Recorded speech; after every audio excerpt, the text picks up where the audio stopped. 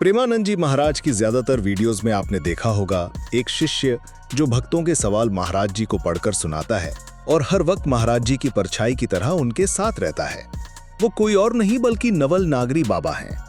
इनकी जीवन कहानी बेहद अनोखी है, जिसमें भक्ति, त्याग और आनंद सब कुछ भरा है। ये कथा हमें सिखाती है कि माया के बंधन तोड़ना भले ही कठिन लगे पर असंभव नहीं है। जब श्री जी कृपा करती हैं तो वही माया तुम्हारी दुश्मन नहीं बल्कि तुम्हारी सहायक बन जाती है। नवल बाबा का जन्म पंजाब के पठानकोट के एक अच्छे परिवार में हुआ। माँ आर्ट एंड क्राफ्ट की टीचर थी और पिताजी इंडियन आर्मी में सेवा दे रहे थे। बचपन से ही जब बाबा अपने पिता को आर्मी की यूनिफॉर्म में देखते तो उनके मन में भी देशभक्ति की आग जल उठती। वो अक्सर सोचते कि मैं कब आर्मी में जाकर देश की सेवा करूंगा। कई बार तो जिद करके पिताजी के साथ उनकी यूनिट तक भी चले जाते। आखिर 2008 में उनका सपना सच हुआ और उनका सिलेक्शन इंडियन आर्मी में हो गया।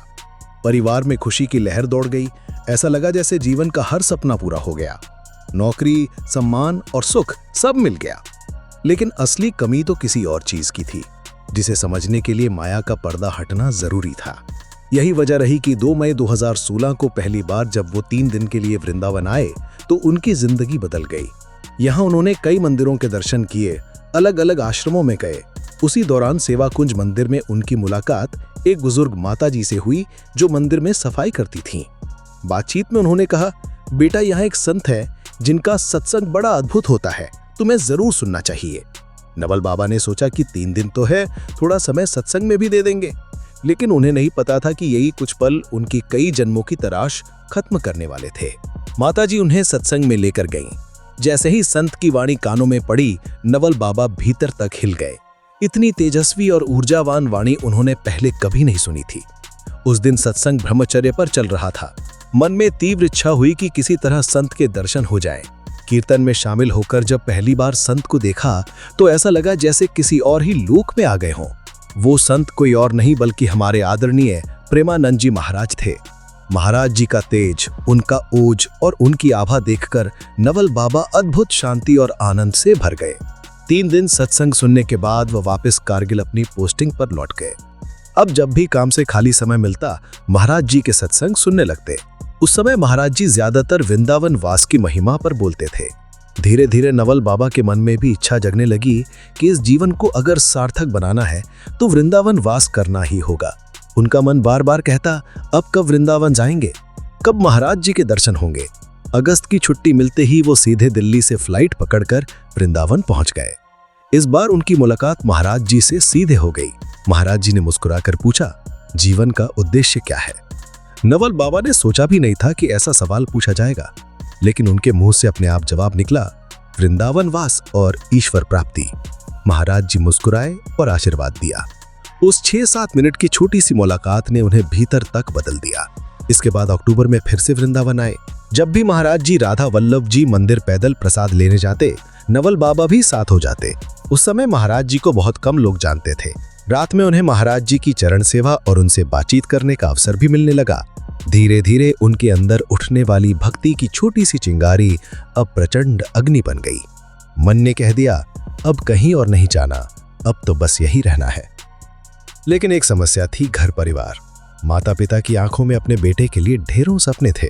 जब उन्होंने परिवार से कहा कि अब वो आर्मी नहीं करेंगे और वृंदावन में रहना चाहते हैं, तो सभी समझाने लगे कि कुछ साल और कर ले बेटा, सरकारी नौकरी है, पेंशन मिलेगी। रिश्तेदारों ने अलग अलग तर्क और प्रलोभन दिए। परिवार ने कहा, तुझे वृंदावन ही तो रहना है, हम तेरी पोस्टिंग मथुरा करवा देंगे। और सचमुच 1 अप्रैल 2017 से उनकी मथुरा पोस्टिंग भी हो गई। लेकिन उससे पहले वो 17 मार्च से 21 मार्च तक कुछ दिन वृंदावन रुक गए। वहां उन्होंने महाराज जी की सेवा, सत्संग और परिक्रमा में भाग लिया। सुबह 3 बजे उठकर यमुना जाना, वृंदावन की परिक्रमा करना, ये सब उनकी दिनचर्या बन गया।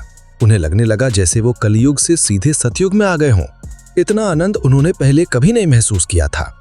समय उड़ता चला गया, वापसी का दिन आ गया, लेकिन वृंदावन छोड़ने का नाम सुनते ही उनका मन घबरा गया।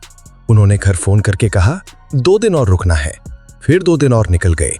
आखिर ज्वाइनिंग की तारीख भी आ गई, लेकिन उन्होंने घर फोन करके साफ कह दिया, अब सब श्री जी के हाथ में है, मुझसे वृंदावन छोड़ना संभव नहीं है।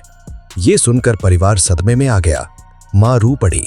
रिश्तेदार फोन करने लगे, कोई समझाने आया, कोई मनाने, सबने तरह तरह के तर्क और प्रलोभन दिए। किसी ने कहा वृंदावन में ही घर ले लो। बाबा ने कहा जहां गुरु है वही मेरा घर है, चाहे खुले आसमान को ही छत पर आना पड़े। माता पिता ने कहा हम भी तेरे साथ वृंदावन आ जाएंगे। बाबा ने जवाब दिया अगर वृंदावन से बाहर जा सकता तो आपको यहाँ आने की जरूरत ही नहीं पड़ती। धीरे धीरे समय बीतता चला गया। माता पिता YouTube पर महाराज जी के सत्संग सुनने लगे। वहां से उन्हें भी धीरे धीरे आनंद मिलने लगा। एक दिन जब वो वृंदावन आए तो अपने बेटे से कहा बेटा तू सही था, तेरा निर्णय बिल्कुल सही था। जिस खोज में लोग जन्म जन्मांतर भटकते रहते हैं वो खोज तुझे इसी जन्म में मिल गई। ये सुनकर नवल बाबा के मन में छुपा अपराध बोध भी मिट गया। उन्होंने माता पिता के चरण छुए और पूरी तरह से अपने तेजस्वी गुरु प्रेमानंद जी महाराज की शरण में समर्पित हो गए। आज नवल नागरी बाबा का पूरा परिवार भी भक्ति और सत्संग में समय लगाता है। उनके माता पिता ने भी वृंदावन में घर ले लिया है और वास का प्रयास कर रहे हैं। ये जीवन कथा हमें यही सिखाती है कि जिस संसार को हम माया में फंस कर सब कुछ समझ बैठते हैं, असल में वही हमें सुख दुख के चक्कर में बार बार घुमाता है। इस चक्कर से निकलने का एक ही रास्ता है, भक्ति और प्रेम का मार्ग। जब ठाकुर जी कृपा करते हैं तो माया भी तुम्हारे साथ चलने लगती है, तुम्हारी शत्रु नहीं बल्कि मित्र बन जाती है। अगर आपको ये जानकारी पसंद आई हो तो चैनल को सब्सक्राइब जरूर करें और घंटी दबाएं ताकि आप कुछ भी मिस ना करें।